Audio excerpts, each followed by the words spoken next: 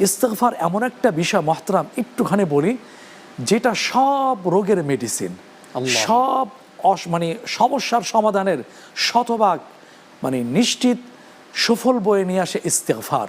বৃষ্টি হচ্ছে না, ইস্তেগফার। সন্তান কথা শুনছে না, ইস্তেগফার। ইবাদত ভালো লাগছে না, ইস্তেগফার। আমার পরিবারে বরকত আসছে না, ইস্তেগফার। প্রমোশন হচ্ছে না, ইস্তেগফার। আমার ব্যবসায় প্রফিট আসছে না, ইস্তেগফার।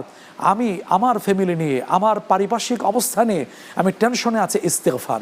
এই সমস্ত ইস্তেগফারের মধ্য দিয়ে আমি রমাদানকে স্বাগত জানাতে পারি, প্রস্তুতি নিতে পারি। এটাই আমি সংক্ষেপে মানে বিষয়টা তুলে ধরার চেষ্টা করলাম।